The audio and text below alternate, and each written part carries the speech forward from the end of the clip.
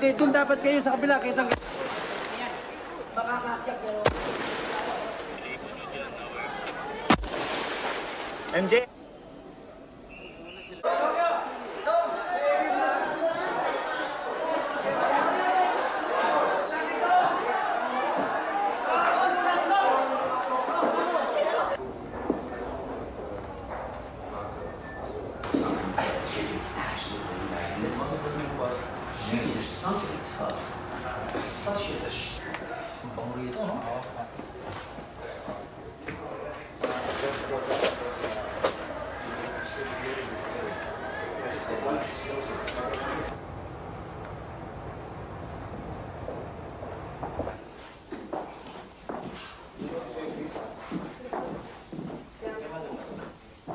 Tayo ay naniniwala na bawat isa sa atin ay may kaluluwa. Yang mga komunista na yan, hindi nila ina-admiti na may kaluluwa ang tao, kaya parang manok na pinapatay yung mga tao. A nation took to the streets tonight to celebrate its victory. The dictator had fallen, the people conquered his palace. For a generation, it had been the forbidden city in the Philippines. Tonight, it was renamed Freedom Park. If you've ever wanted to know what a revolution looks like, feast your eyes on Manila tonight. But, you know, the Americans were intervening in that whole situation. The question is why EDSA? Who decided that the event must be in EDSA? Cory did not decide that. None of the Liberal Party people decided that. They were all gone. They were in Cebu. While the drama in Manila was unfolding, Aquino was in the southern city of Cebu, continuing a post-election campaign advocating civil disobedience. Troops loyal to Marcos filed out of the palace. They were embraced as converts by the gathering crowd. There was pandemonium as word spread that the dictator was gone. There was very little bloodshed. Very little bloodshed. Very little bloodshed. Very little bloodshed. The day that started with two presidents and two sides ended with a coming together that mingled prayer and patriotism, which tonight were the same thing. They waved their flags, they kissed their flags. The Virgin Mary was everywhere. They tore down the barbed wire surrounding the palace and fashioned it into crowns of thorns. The stately portraits of the old regime were replaced late tonight by Hollywood-type posters of the new leaders, the new Philippines, starring Corazon Aquino. This was the revolution that smiled.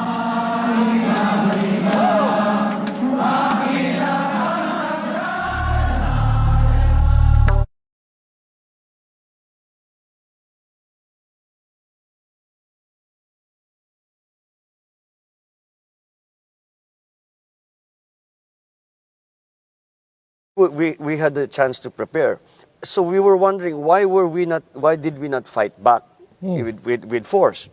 And he said that would have been the beginning of a civil war. Yeah, God was with us because that event turned without any bloodshed, turned out to be bloodless. No? Yes. Oh. Because your father restrained himself. Many were advising him to I read the book attack. of Ar-iel, no? And I saw the restraint of the president. At a palace news conference, his top general argued with him. I understand you gave them orders to wait. I told them to wait because... They are massing civilians near our troops, and we cannot keep on withdrawing. They asked us to withdraw yesterday. When I talked to Mr. Ar-iel, he said, you talk to you, we withdraw a little. My order is to disperse We cannot withdraw all the time, Mr. President. without shooting them. No, hold on. You disperse the crowd without shooting them. I remember very well that it was General Allen. We remember we were waiting for the American helicopters. Yeah. Because the presidential helicopters was also in Malacañang Park. Yeah. But they had already been strafed. So, may tama na, so they weren't. But then the proposal was that they would send helicopters from Clark. They sent 2 big helicopters from Clark. And I remember when we crossed Pasig River, the officer who met us was General Allen. I rode to the house of Josephine Cojuangco, the sister of Cory. Cory was there. And then I reported to Cory about my conversation with your dad, as well as my conversation with Bosworth, and that the president, your dad, was departing Malacañang. Cory did not know anything about that event.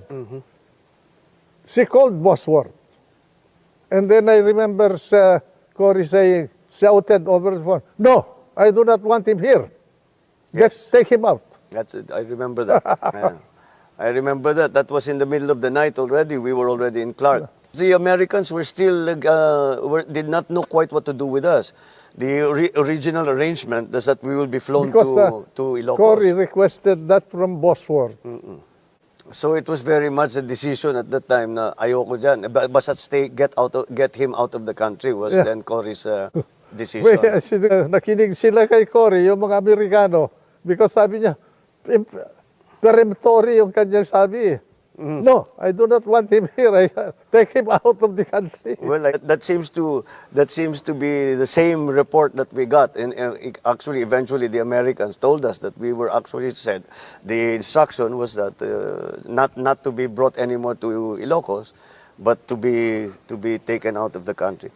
So Marcos fled to Hawaii with his family and friends, landing on Oahu in February of 1986. The 89 people traveling in the Marcos party made the trip from Guam in an Air Force C-141 that touched down just after 11 this morning. Governor and Mrs. Ar-iel and Commander of the Pacific Air Forces, General Robert Baisley, and his wife. A frail-looking Marcos needed some help deplaning, but once off, the 68-year-old president in exile was able to walk slowly by himself. There was a warm greeting between the Ar-iel and the Marcoses, the welcome complete with leis. Later, Ar-iel told reporters he found Marcos to be in good spirits, relaxed and hoping to get some rest here. He did not think Marcos was depressed or bitter. I didn't get that from him. I didn't get the feeling that he felt bad about having to leave the country and being almost stripped from the presidency. I think that he feels that he was happy that things happened without any real bloodshed. He was concerned about Filipinos being turned against Filipinos and a lot of bloodshed, and he did not want to see that happen. It was a crowd that Imelda Marcos knew would be more than receptive.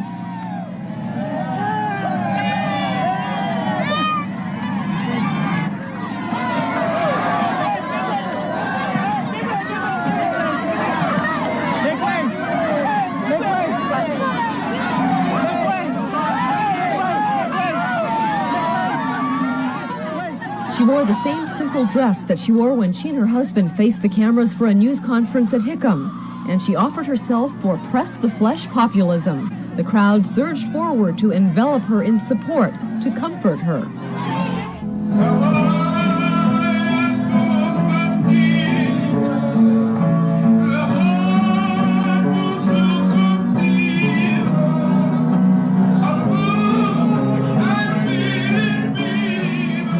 Cut off from their deep pockets and stuck in a diplomatic limbo, back in 1986, the Marcoses struggled to find a place to call home in Hawaii.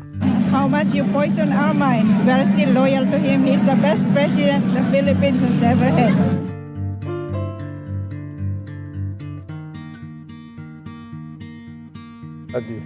I was dismayed when in my first cabinet meeting with Cory. He did not make any decision. He will say, "Oh, Tito, gingo na. Tito, ikaw naman magsalita. Mon, ikaw magsalita. Oh, Adoy." Ganun. No decision. And I realized finally, personally, I'm sorry to say this, but I realized in that first meeting that I had in that cabinet, that the president that succeeded your dad did not know anything about governance. And it showed afterwards. The ones governing the country was not Cory. Other people who were around her. He was very fond of playing mahjong. Magmamadyo sila hanggang umaga na minsan eh. Tapos breakfast na, tapos uwi na siya. His accomplishments are beyond imagination. No, they might not realize it now, but I'm very sure every Filipino will say that President Marcos was the greatest president, and history will prove this.